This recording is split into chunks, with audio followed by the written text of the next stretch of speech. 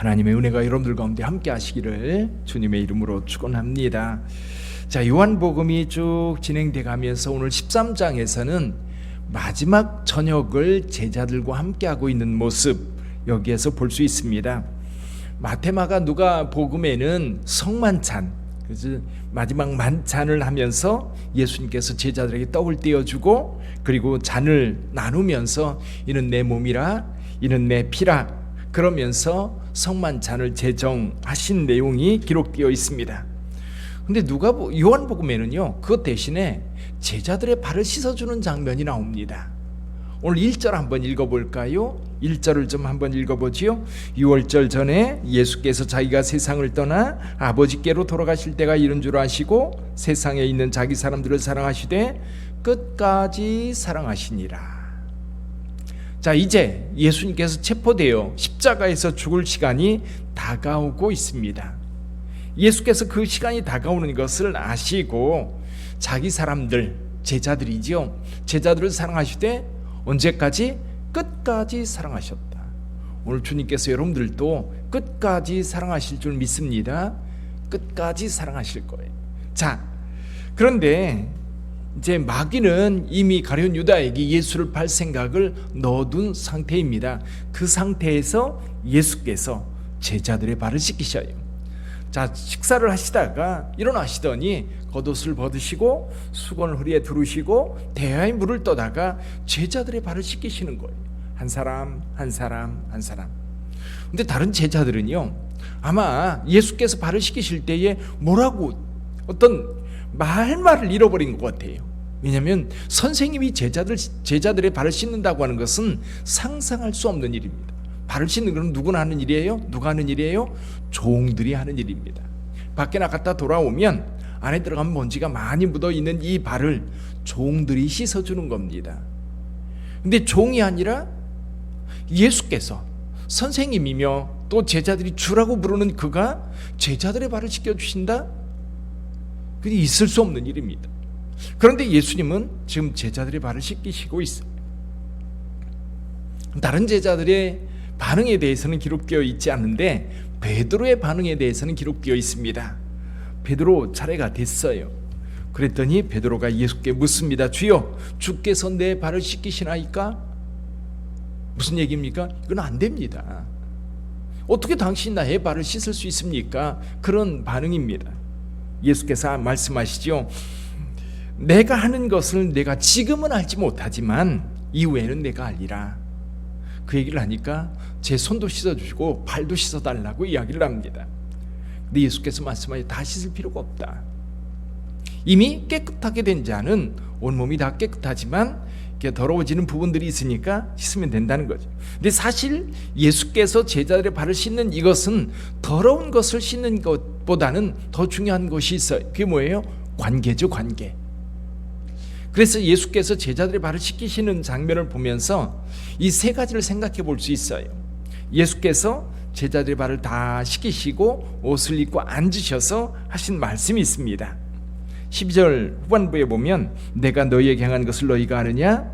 너희가 나를 선생이라 또는 주라 하니 너희 말이 옳도다. 내가 그러하다. 내가 주와 또는 선생이 되어 너희 발을 씻었으니 너희도 서로 발을 씻어주는 것이 옳으니라. 내가 너희에게 행한 것 같이 너희도 행하게 하려 하여 본을 보였노라.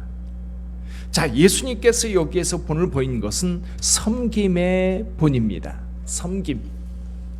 예수께서 마태복음 20장에서 이렇게 말씀하십니다. 인자가 온 것은 섬김을 받으려 함이 아니라 도리어 섬기려 하고 자기 목숨을 많은 사람의 대속물로 주려 함이라고 말씀하셨어요. 예수께서 우리 가운데 오신 목적이 뭐예요? 섬김을 위해서 오셨다. 그래서 예수님 마구간에 태어나신 겁니다. 소우리에 태어나신 거예요. 가장 낮은 곳, 그곳에서 섬기는 겁니다. 여러분, 낮은 자리에 서지 않으면 섬길 수 없어요. 높은 자리에서는요 절대로 섬길 수 없습니다. 예수께서 하나님의 아들임에도 불구하고 제자들의 발 앞에 앉으셔서 제자들의 발을 씻었다. 그 자리에 앉아야만 섬길 수 있는 거예요. 신분이 문제가 아니에요. 내가 무슨 일을 하고 있느냐가 문제가 아니에요. 내가 얼마나 많이 가지고 있느냐가 문제가 아니에요. 얼마나 내가 높으냐가 문제가 아니에요. 나를 낮추면 되는 겁니다. 섬김, 그것이 그리스도를 따르는 제자들의 모습이다. 그래서 여러분, 교회도요, 섬김이 훈련돼야 돼요. 섬김이 훈련돼야 돼요. 근데 참 희한해요. 사람들은요, 섬겨주면 자기가 높은 줄 알고 섬길 줄을 몰라요. 오히려 여러분, 철저하게 섬김을 요구하면 섬겨요. 그게 좀 아이러니예요. 목회를 하면서도 성도들이 목회자나 좀 목회자가 특히 성도들에게 섬김을 요구하면 성도는 섬깁니다. 근데 목회자가 성도들 섬기면 성도는 섬기지 않아요. 섬김이 뭔지 몰라요. 아이러니예요, 아이러니. 섬김의 본을 분명히 예수께서 여기서 본을 보여주시는 거거든요. 본을 보여주시면서 이렇게 하라고 가르쳐 주시는데, 많은 성도들은 오히려 섬김을 받으면 자기가 당연히 섬김을 받아야 될 줄 알고 왜 섬겨주지 않느냐라고 요구를 합니다. 우리 그리스도인들은 그게 아니라, 여러분 어떤 자리에 있든지 낮아져서 섬길 때 그리스도인이 되는 거예요. 진짜 그리스도인이 되는 거예요. 여러분, 빛된 교회 성도님들은 섬기는 자들이 되시기를 바랍니다. 상급은 섬기는 자에게 있지 섬김 받는 자에게 있는 게 아닙니다. 또 한 가지는, 이렇게 섬길 때에 뭘 생각하면 되느냐면 나를 보낸 분을 생각하면 된다는 거예요. 예수께서 하신 말씀이 그겁니다. 예수님은 나를 보내신 이의 뜻을 따라서 이렇게 행하고 있어요. 나를 보내신 이 누굽니까? 아버지께서 보내셨어요. 그래서 아버지께서 보내셨기 때문에 아버지의 뜻을 행하고 아버지께서 원하는 일을, 아버지께서 기대하는 일을 하는 것이 마땅한 겁니다. 그럼 제자들은 예수께서 보냅니다. 그럼 보냄받은 제자들은 세상에 나가서 예수님의 뜻, 예수께서 가르쳐 주신 것, 예수님의 뜻을 행하는 거예요. 우리는 주님으로부터 보냄받았기 때문에 나를 보낸 이가 누군가, 그거를 분명히 알고 겸손하게 행하면 된다는 겁니다. 16절에서 이렇게 말씀하세요. 내가 진실로 진실로 너에게 이르노니 종이 주인보다 크지 못하고 보냄을 받은 자가 보낸 자보다 크지 못하나니 너희가 이것을 알고 행하면 복이 있느니라. 자, 여러분, 그래요. 나를 보내신 분이 누군가, 나를 구원하시고 나를 세상에 보내신, 나를 축복하신 그분이 누구인가? 그럼 우리는 예수 앞에서 겸손한 것처럼 세상 앞에서도 낮아지면 되는 거예요. 세상 앞에서도 겸손하면 되는 거예요. 여러분, 교회는 세상 앞에서 겸손해야 돼요. 낮아져야 돼요. 세상을 섬기는 공동체가 돼야 돼요. 오늘날 한국 교회가 세상의 신뢰를 잃어버린 것 가운데 한 가지가 그겁니다. 교회가 세상 위에 군림하려고 하는 것.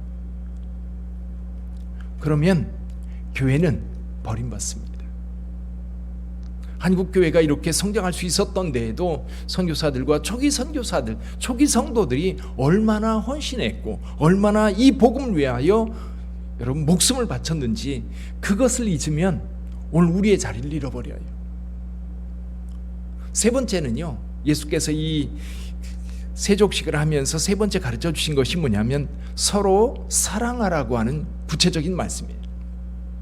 섬김은 어디서 와요? 의무가 아닙니다.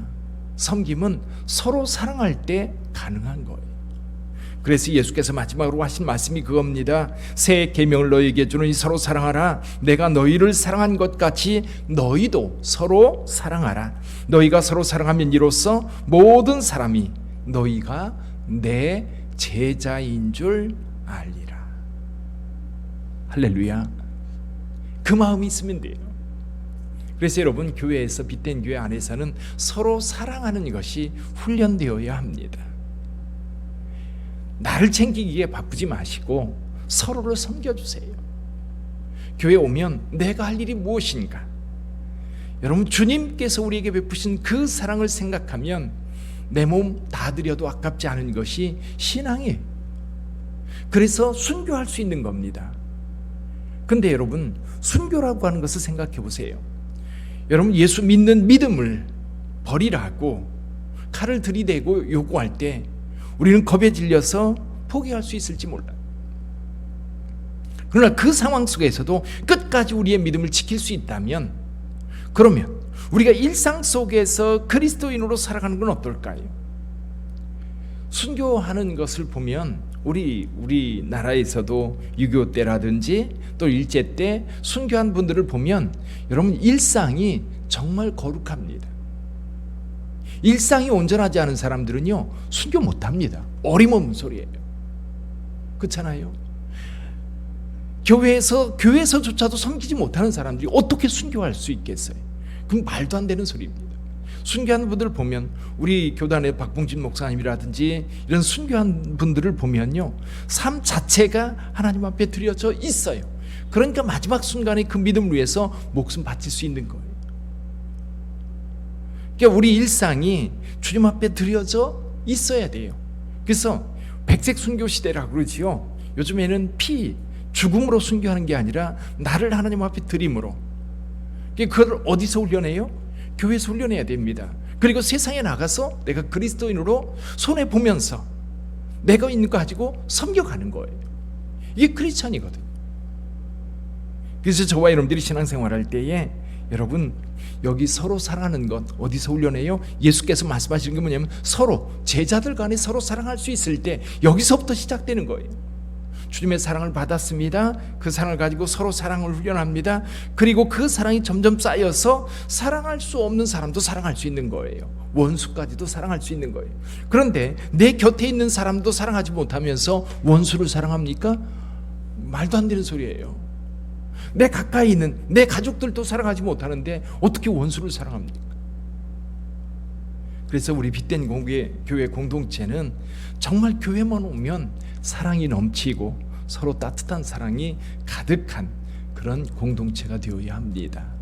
이를 위해서 여러분 기도해 주시고 함께 헌신해 주시기를 주님의 이름으로 축원합니다. 한 가지 기도 부탁을 드립니다. 우리 최운일 집사님 딸 누리가 있어요. 최누리 쌍둥이 작은 아이 지금 병원에 진찰을 받고 있는 상황인데 건강을 위해서 기도해 주시기를 바랍니다.